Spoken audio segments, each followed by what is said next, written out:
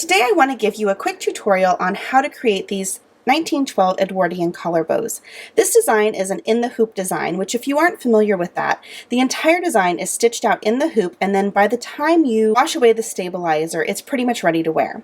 So let's go ahead and get started. In my hoop, I have one layer of linen fabric that's been pre-washed, pressed, and starched, and it's been spray basted to one layer of a wash away stabilizer. And I'm using a pink thread so that we can see this really clearly, and I'm using the same color of thread in my bobbin. First, I'm going to stitch out color number 1, which is just an outline of the shapes. We're finished stitching color number 1, and as you can see, it just did a really narrow zigzag stitch around the whole outline of the bow and the 2 holes that the ribbon is going to be threaded through. At this point, you want to cut your threads and take the hoop out of the machine, but don't take the fabric out of the hoop. Lay your hoop on a flat surface, and using a pair of embroidery scissors, just cut a small hole in the linen fabric only, not in your stabilizer. And then I'm going to switch to a pair of scissors that has this blunt edge on one side. I'm going to use the blunt side underneath the fabric and the point on the top. And I like this because it's not going to snag the stabilizer as we trim this. We're just going to go ahead and snip away the linen right around the edge of this design.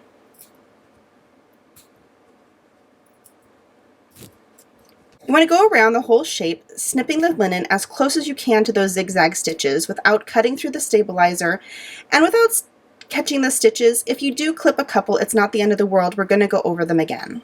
You may find that it helps if you can put just a little bit of pressure on the linen fabric, just enough to help those threads pull slightly taut as you clip. You'll have an easier time clipping and it'll be a cleaner edge. I also really like these scissors because they snip right at the very tip. And that way it's easier to go ahead and clip them. You don't need to put a longer length of the blade underneath the fabric. You can just use the very tips. So you can see how I'm getting really close to this edge and just snipping away the linen. Now while you're doing this, don't put any pressure on the fabric itself. You don't want to distort the fabric that's in the hoop. So that's why you should lay it on a flat surface and just do this very gently. So I've clipped away the linen all around the outside of the shape, and now I'm going to go ahead and do the same thing and remove the fabric from inside these 2 buttonholes. Now do this very carefully because this is a place where it's easy to distort the fabric and shift it in the hoop. I recommend starting a hole with some small pointed scissors and then going ahead and trimming away the rest with the same kind of blunt scissors that you used before.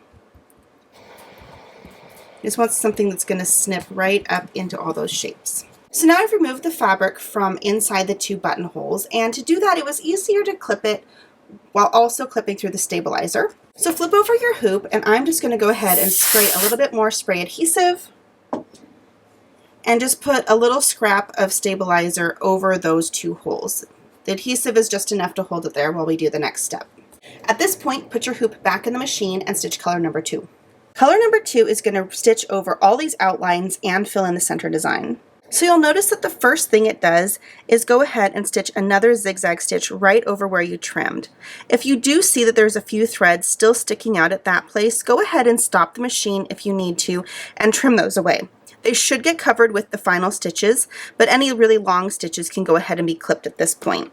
So I paused this for just a moment, and you can see that it has stitched all the way around the outline as well as completely enclosing these 2 buttonholes. And all the raw edges are now finished. So now it's going to stitch the floral design in the center. Alright, the design is completely stitched. Now we can remove it from the hoop. So as you can see, all the edges are completely finished at this point. The design is done. It had nice jumps, so it should be all trimmed, and it's ready to just wash out the stabilizer. So I'm just going to go ahead and trim around the outside, cut this out of the hoop.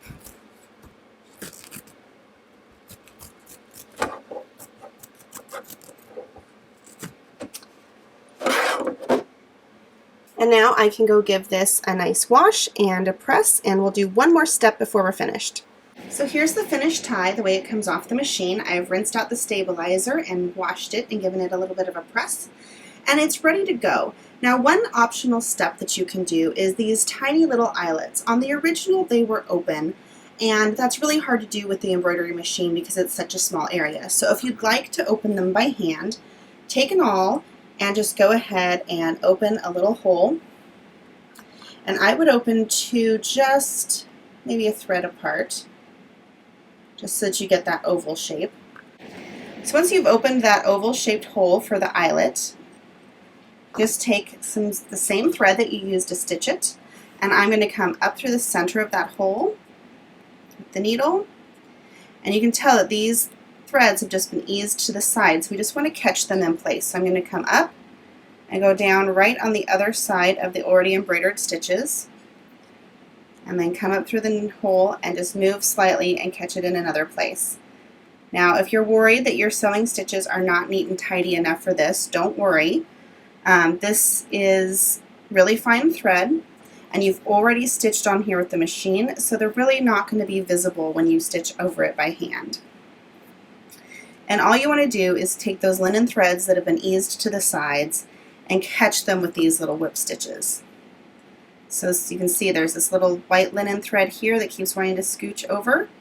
As long as I have it towards the side, I'm just going to be catching that in place with these stitches so that it holds really close to the edge of that already stitched out eyelet.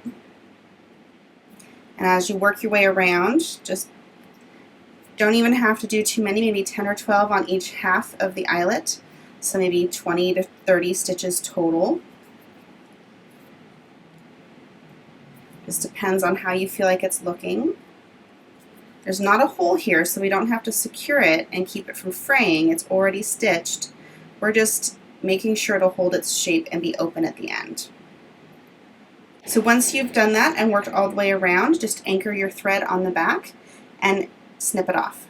So the last step is to take a length of velvet ribbon. You want about 5.5 to 6 inches depending on your preference. And this is 1.5 inches wide, so I'm going to thread it from the back through these buttonholes and back to the back again. Once it's centered, we want to cut each end into a little point. So to do that, you're going to go ahead and fold the ribbon in half and just cut at an angle from the folded side towards the cut edge. So here's the final tie. It has a nice point on each end, and the tie has been centered on that ribbon. At this point, you can secure a pin clasp to the back, or if you did this as a white tie and you want to change out the ribbon, you might choose something temporary like a safety pin just so that you can change out the ribbon for different outfits. But with this, it's pink and pink, so I'm going to leave it that way and just sew a pin clasp on the back, and there you go. A little Edwardian collar bow ready to wear.